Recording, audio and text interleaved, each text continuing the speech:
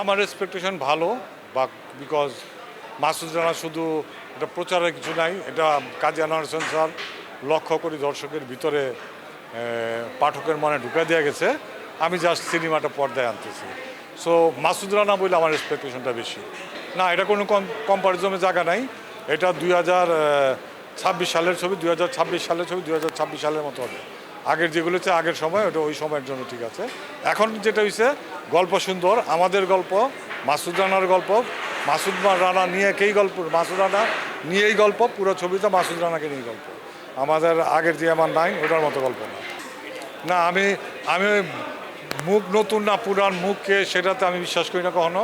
আমি বিশ্বাস করি আমার কন্টেন্টের উপরে। আমি যদি ভালো ছবি বানাই, ভালো কন্টেন্ট বানাই, আমার ছবি চলবে। দর্শকের ভালো লাগবে কোনটা, হ্যাঁ, বড় মুখ হইলে, নতুন মুখ হইলে, বড় সুপারস্টার হইলে হয়তো দর্শকের আগ্রহ থাকে, প্রথম সেলটা পাওয়া যায়। কিন্তু দিন শেষে মাউথ পাবলিসিটিটাই সবচেয়ে বড় হয়ে দাঁড়ায়, এবং আমি ওটার উপর বিশ্বাস করি। এবং আমি এর আগে অনেক নতুন মুখ দিয়ে ছবি বানাইছি, সবগুলি নতুন মুখ আমার সাকসেস না।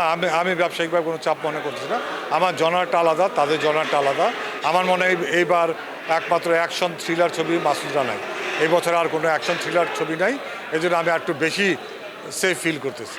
কারণ এটা আমাদের দেশের ছবি, দেশপ্রেমের ছবি, ভালো লাগার ছবি, আমাদের নস্টালজির ছবি, ভালো মেকিংয়ের ছবি, স্মার্ট ছবি, সুন্দর দুইটা গান আছে, সুন্দর দুইটা গানের ছবি, সব কিছু মিলে ভালো লাগে। দর্শক, আপনাদের সবাইকে আমন্ত্রণ মাসুদ রানা ওয়ার্ল্ডে, মাসুদ রানার জগতে আপনারা ভ্রমণ করুন। আপনাদের ভালো লাগবে, আপনারা নিরাশ হবেন না, এইটুকু কথা দিচ্ছি। এবং এটা পয়সা উসুল ছবি, দ্বিগুণ পয়সা উসুল ছবি, এইটুকু গ্যারান্টি দিচ্ছি। সবাইকে ঈদ মোবারক। আপনারা সবাই হলে আসুন, মাসুদ রানার ছবি দেখুন। ধন্যবাদ সবাইকে।